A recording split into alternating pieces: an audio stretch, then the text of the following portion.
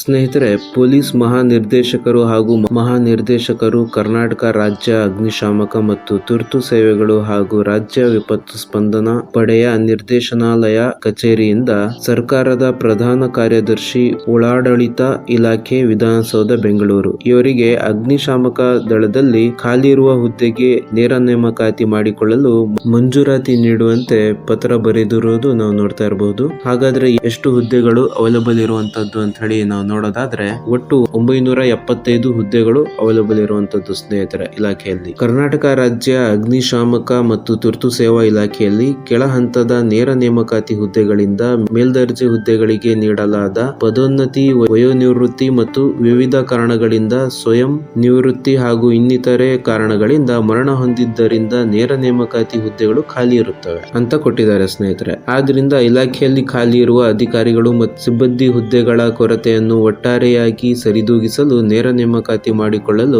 ಬಹಳ ಅವಶ್ಯಕವಾಗಿದೆ ಅಂತ ಈ ಸಂದರ್ಭದಲ್ಲಿ ಹೇಳಿರುವಂತದ್ದು. ಹಾಗಾದ್ರೆ ನೇರ ನೇಮಕಾತಿಗೆ ಹುದ್ದೆಗಳ ವಿವರ ನೋಡೋದಾದ್ರೆ ಅಗ್ನಿಶಾಮಕ ಠಾಣಾಧಿಕಾರಿ 87 ಹುದ್ದೆ ಆಗಿದ್ರೆ ಚಾಲಕ ತಂತ್ರಜ್ಞ 30 ಹುದ್ದೆಗಳು ಖಾಲಿ ಇರುವಂತದ್ದು. ಅಗ್ನಿಶಾಮಕ ಚಾಲಕ 227 ಹುದ್ದೆಗಳು ಅವೈಲಬಲ್ ಇರುವಂತದ್ದು. ಅಗ್ನಿಶಾಮಕ 731 ಒಟ್ಟು ಹುದ್ದೆಗಳು 1075 ಅಂತ ಕೊಟ್ಟಿದ್ದಾರೆ. ಈ ಹುದ್ದೆಗಳ ಪೈಕಿ ಖಾಲಿಯೇ ಉಳಿದಿರುವ ಹುದ್ದೆಗಳ ವಿವರ ನೋಡೋದಾದ್ರೆ ಚಾಲಕ ತಂತ್ರಜ್ಞ 14 ಹುದ್ದೆ ಖಾಲಿ ಇರುವಂತದ್ದು. ಹಾಗೆ ಅಗ್ನಿಶಾಮಕ ಚಾಲಕ 11 ಹುದ್ದೆ ಖಾಲಿ ಇರುವಂತದ್ದು. ಹಾಗೆ ಅಗ್ನಿಶಾಮಕ 52 ಆಗಿದ್ರೆ ಒಟ್ಟು 77 ಹುದ್ದೆಗಳು ಖಾಲಿ ಇದೆ ಅಂತ ಕೊಟ್ಟಿದ್ದಾರೆ. ಇಲಾಖೆಯಲ್ಲಿ ವೃಂದವಾರು ಖಾಲಿ ಇರುವ ಹುದ್ದೆಗಳ ಸಂಖ್ಯೆ ನೋಡೋದಾದ್ರೆ ಅಗ್ನಿಶಾಮಕ ಠಾಣಾಧಿಕಾರಿ 64, ಚಾಲಕ ತಂತ್ರಜ್ಞ 27, ಅಗ್ನಿಶಾಮಕ 153, ಅಗ್ನಿಶಾಮಕ ಚಾಲಕ 153, ಅಗ್ನಿಶಾಮಕ 731 ಒಟ್ಟು 975 ಹುದ್ದೆಗಳು ಖಾಲಿ ಇರುವಂತದ್ದು ಇದರಲ್ಲಿ ನೋಡಬಹುದು. ಆದ್ರಿಂದ ಸರ್ಕಾರದ ಅಧಿಸೂಚನೆಯಲ್ಲಿ ಅಧಿಸೂಚಿಸಿರುವಂತಹ